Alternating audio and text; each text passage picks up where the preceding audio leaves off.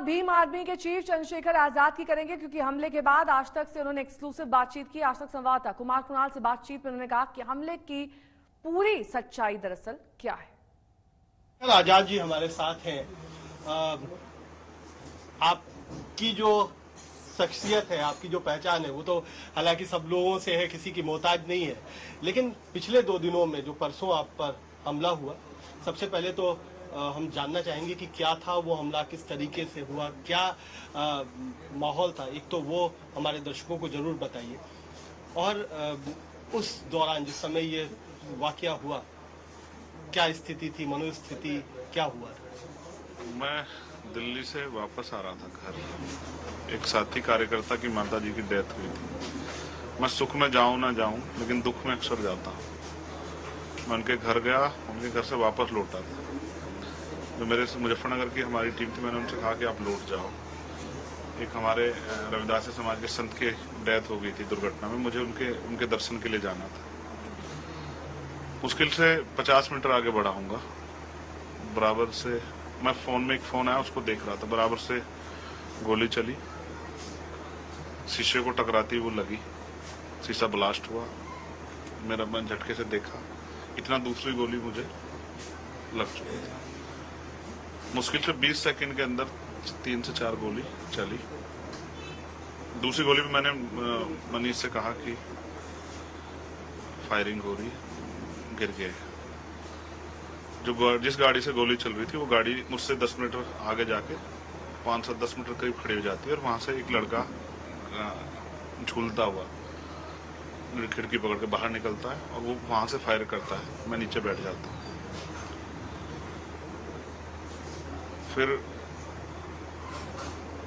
मनीष गाड़ी आगे करता है, मैं उनसे कहता हूँ कि यू टर्न लेके वापस ले लो गाड़ी। मुझे ऐसा लगा कि उनको वो आश्वस्त होना चाह रहे थे कि जिंदा है, मर गया है। जब उन्हें लगा कि जिंदा है, तो फिर उन्होंने इसलिए वहां जाके सामने से फायर की, और जब उन्हें लगा कि अब वो कुछ कर नहीं पाएंगे, तो फिर उन्होंने गाड़ी वहां से भगा ली, और मैंने भी अपनी गाड़ी दूसरी साइड ले ली। फिर मैं वहां मैंने यहाँ के उच्च अधिकारियों को फोन किया कि भाई मेरे साथ ऐसा हुआ है, और फिर मैंने एक गाँव में ले जाके सुरक्षित जगह पे गाड़ी रोकी। उसका अपने कार्यकर्ता घर गया, वहां मैंने देखा बुलेट्स थी गाड़ी में, शीशे टूटे हुए थे, और मुझे खुद लगी थी, ब्लड निकल रहा था। फिर मैं लेट गया, तो उसके बाद मैं हॉस्पिटल गया। उसके बाद का मुझे सही तरह याद।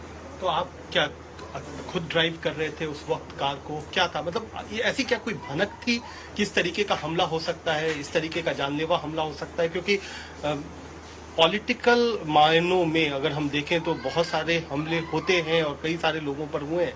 तो क्या आपको इस तरीके की आशंका थी कोई कभी इस तरीके की? मैं जब यहाँ रहता हूँ, घर पे आता हूँ, तो कई बार यहाँ रेकी वगैरह उस तरह की हुई है, और मैंने यहाँ के उच्च अधिकारियों को सूचित भी किया। मैंने 2 साल पहले भी ऐसा कुछ हुआ था, मैंने सूचित किया था। मैंने एप्लीकेशन भी डाली सुरक्षा के लिए, फिर मैंने दोबारा एप्लीकेशन डाली। उन्होंने इस मामले को बहुत सीरियसली नहीं लिया। तो फिर अभी 8 दिन पहले मैं नोएडा में था, किसानों के प्रोटेस्ट में गया था। वहां एक गाड़ी ने हमारी गाड़ी को इस तरह से आगे पीछे उसने किया, तो मैंने उसको इग्नोर कर दिया और हम चले आए। उस दिन कुछ आइडिया नहीं था, मुझे था मेरे जिले में तो हो ही नहीं सकता। यहाँ तो मैंने यहाँ के प्रशासन से मैंने कहा कि मेरा जिला है, कोई व्यक्ति किसी पार्टी में कोई फर्क नहीं पड़ता, लेकिन यहाँ ये मेरा परिवार है। मैं यहाँ चुनाव में भी जाता हूँ कुणाल भाई, तो कहता हूँ कि देखो, ये नहीं कहता कि वो पार्टी का प्रत्याशी खराब, मैं कहता हूँ सारे प्रत्याशी अच्छे, लेकिन मेरा ज्यादा अच्छा काम करेगा, क्योंकि ये मेरा परिवार है, मेरा जिला, और मैं यहाँ किसी मामले में इन्वॉल्वमेंट। तो मुझे उम्मीद नहीं थी कि यहाँ मेरे साथ ऐसा हो जाएगा, और मैं ये भी मानता हूँ हो सकता है जब घटना खुलेगी तो वो लोग यहाँ के होंगे भी नहीं, क्योंकि चाहे कुछ भी है, व्यक्तिगत मेरे किसी को झगड़ा नहीं, वैचारिक झगड़ा हो सकता है, और राजनीतिक मैं समझ नहीं पा रहा हूँ कि अगर कोई राजनीतिक लाभ के लिए ऐसा कर रहा होगा, नुकसान के लिए किसी को नुकसान हो रहा हो, तो इतना बड़ा कदम मैं इसको सही नहीं मानता। लोकतंत्र में इस भाषा को सही नहीं मानता। कुछ लोगों को पकड़ा भी गया है, हिरासत में भी लिए गए हैं। क्या आपको जानकारी कौन से लोग हैं? क्योंकि ये जानने के लिए तो आपके मन में भी उत्सुकता उतनी ही होगी कि हाँ, कौन लोग हैं जो आप पर हमला करना चाह रहे थे, आपको जान से मारना चाह रहे थे? नहीं, उत्सुकता है ये जानने की कि ऐसा कौन है जो मुझे मारना चाहता है, और मुझे मेरे मरने से उनको क्या लाभ है। मैं जैसे इस तरह इसको समझ पा रहा। एक उन्होंने जो घटना की, जैसे गाड़ी जहां से बरामद हुई, गुजर समाज का गांव है, मुझे ऐसा भी लगा। उसके बाद मुझे ऐसा लगा, मेरे माइंड में बात आई उत्सुकता तो है कि पता लग जाए और वही बताएंगे क्या चीज थी। लेकिन मुझे ऐसा लगा कि वो दलितों और गुजरों में झगड़ा कराना चाहते थे कि अगर गुजर समाज के गांव से गाड़ी बरामद होगी तो दलितों गुजरों में आक्रोश है, क्योंकि हमारे कार्यकर्ताओं में बहुत गुस्सा है। मैंने बहुत मुश्किल से शांत किया उनको।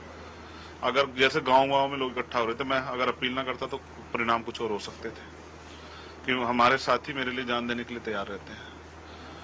पहले भी कई बार उन्होंने इस बात को करके दिखाया, तो मुझे लगता है ऐसा कोई आशंका थी। मैं लोगों से कहूंगा कि आपस में झगड़े, इसलिए मैंने अपील की। जब मुझे कान में ये बात आई कि लोग इकट्ठा हो रहे हैं गांव में, झगड़ा हो रहा है, तो मैंने अपील की और सबसे अपील की, अपने सारे लीडर से कहा कि अपील करें। जो लोग इकट्ठा हुए तो उनसे अपील की। देखो, मैं कुणाल भाई ये कहूंगा, डर की एक सीमा होती है। राजनीतिक डर ऐसा है कि आदमी को, आज की सरकारें कहाँ डरा सकती हैं? सीबीआई, ईडी, इनकम टैक्स, मुकदमे, जेल। ये सीबीआई, ईडी, इनकम टैक्स मेरा कुछ बिगाड़ नहीं सकती, मेरे पास कुछ है ही नहीं। मुकदमे मेरे ऊपर इतने लगा दिए गए हैं, मैं उनको झेल रहा हूँ। जेल जाने से नेता डरता है, मैं जेल काट आया हूँ, 2 बार तिहाड़ हो आया हूँ, अन्य कई जेल काट ली है, राजस्थान तक जेल में रहा हूँ। अब ये एक गोली का वो रह रहा था, गोली उन्होंने चला ली, अब तो कोई डर ही नहीं बचा। अब क्या होगा? इससे मैं कमजोर थोड़ा हो जाऊंगा। मैं इस गोली से ना डरा हूँ ना डरूंगा। एक की जगह ज्यादा गोली लग जाती तो भी मैं, कल मेरी रैली है भरतपुर में जाऊंगा।